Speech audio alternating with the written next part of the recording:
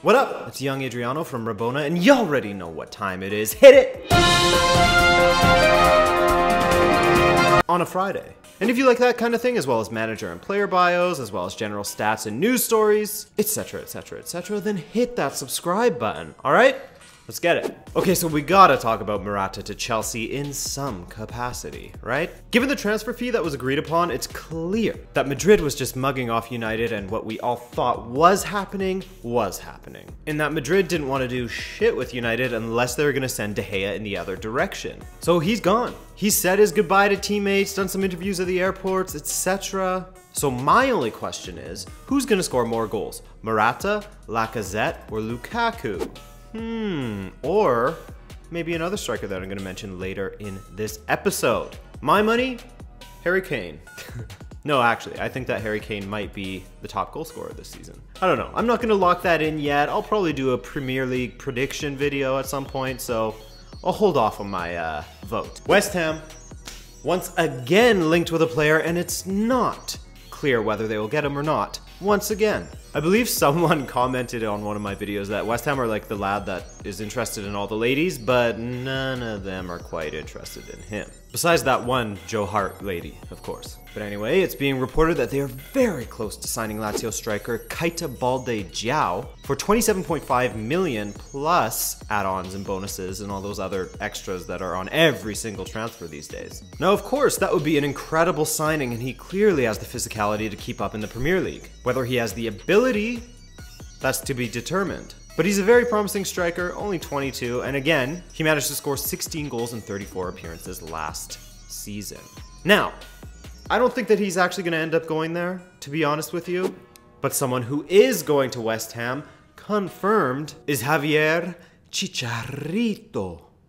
What was that? Hernandez. Like I said in previous videos, his buyout clause at Leverkusen was a measly £13 million. Javier probably feels like he has some unfinished business to take care of in the Premier League. So I think that he would be a good signing. Maybe not a better signing than Keita, but at least a safer, more proven signing. Simply because we don't know what kind of player Keita is going to turn out to be. So this is a good move by West Ham. It gets my seal of approval, and I cannot wait to see Javier Hernandez and Andy Carroll tearing up the Premier League next season. Big man, little man. Classic. That's how you play football, right? 4-4-2, big striker, little striker.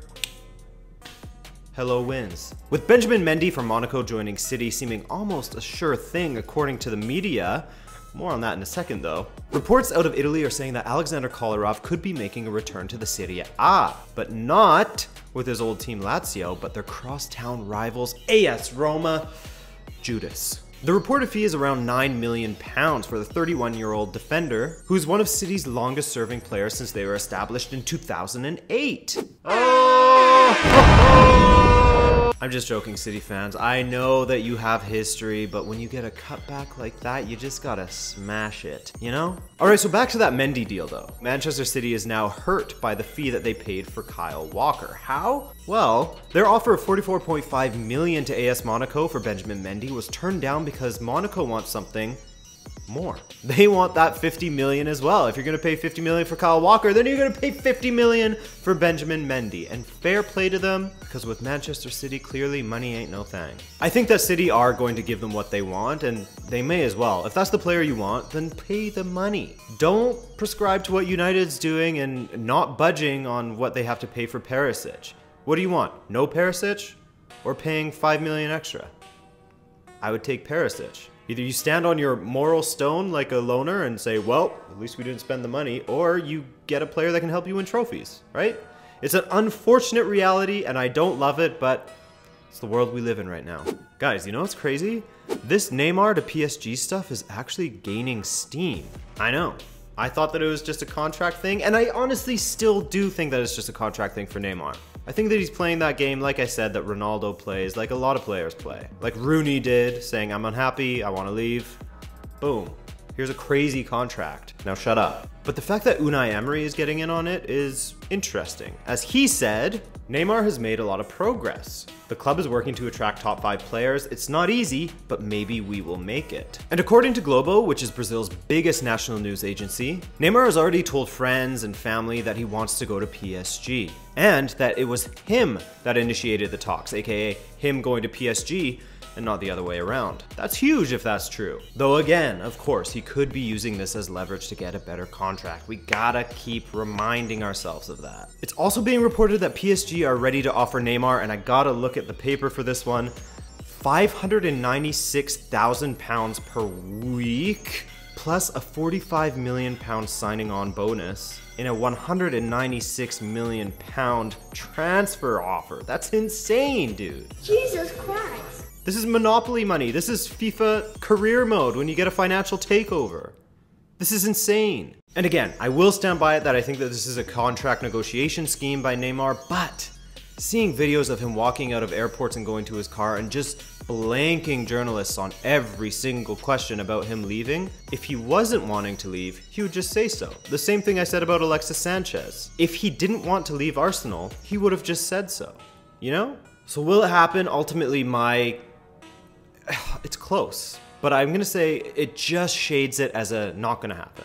But if it did happen, if next week I open up the old internet and I see that PSG secure the signing of Neymar, wouldn't be surprised in the slightest. All right, let's keep it locked on PSG for a second while we're here, you know? So Marco Verratti, who was destined this summer to sign on with FC Barcelona. Everyone was talking about it. Paolo Maldini was talking about it because Paolo Maldini's opinion is what we need on this matter. He said, Marco is perfect for Barcelona and Barcelona is perfect for Marco.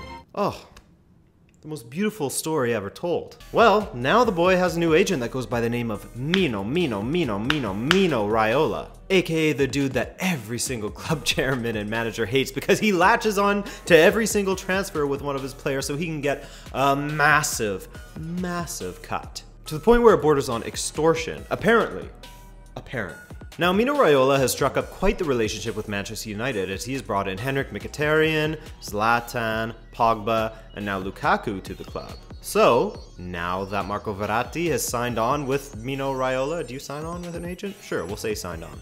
Everybody assumes that he is destined to end up at Manchester United, but let's just chill out here. He signed on with him, he's gonna get a new deal with PSG, which will ultimately just make sure that PSG gets a better price for him in the future. And I still think that if he could choose, Verratti would go to FC Barcelona. I don't think that his heart lies in Manchester. For me, he'll either stay with PSG or move to Barcelona. I can't see United happening, but if it does, simply from the sway of Mino Raiola, that would be a huge signing for United. But then again, Mourinho doesn't really like small central midfielders.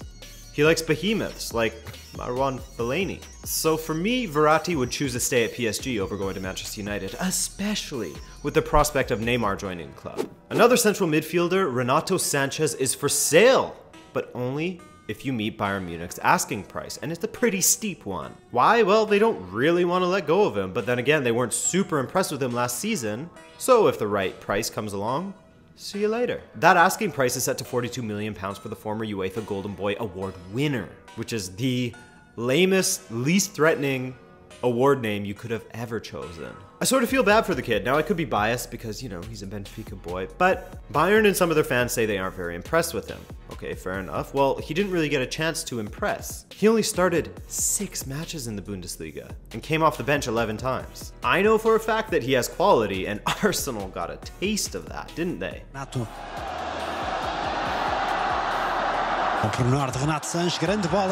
But he's just 19 and he needs minutes right now. So get out of Bayern because you're never going to get past the likes of Vidal, James, Thiago Alcantara, Muller, though he's sort of a forward-ish guy, etc, etc. Bounce, boy!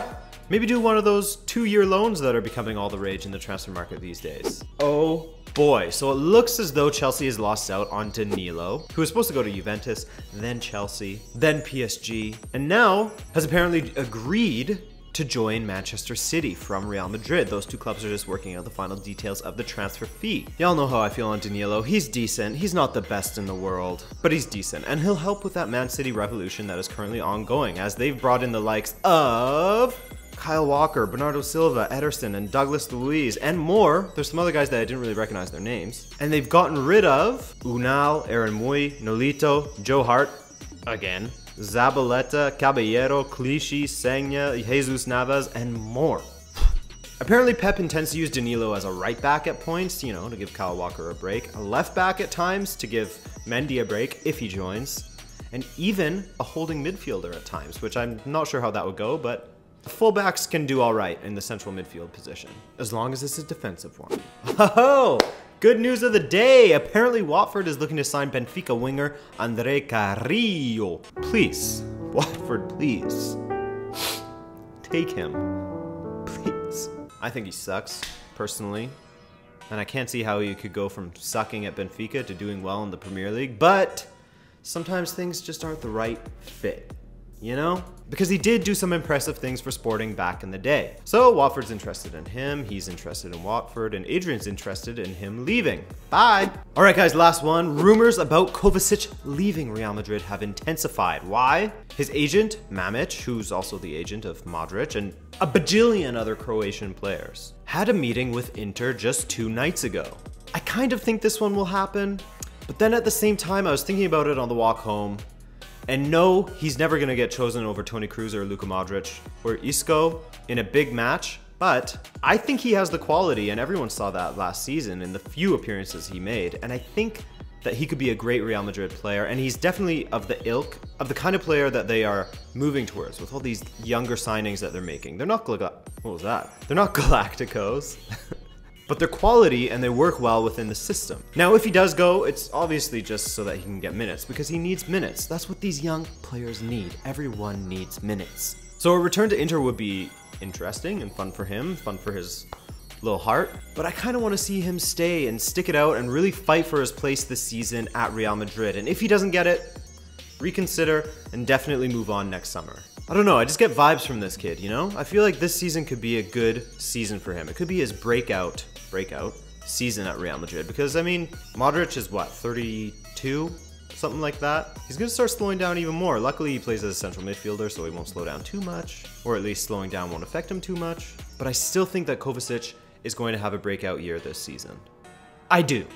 Put that in the predictions video, man. Alright, I've got to dip out right now because it's date night. We eating Moroccan tonight. Thank you as always for watching. My name is Adrian from Rabona TV. I will certainly let you know what I ate at the Moroccan restaurant in the comments section, so watch out for that. It's gonna be huge. And I've got a lot of work to do this weekend. On what?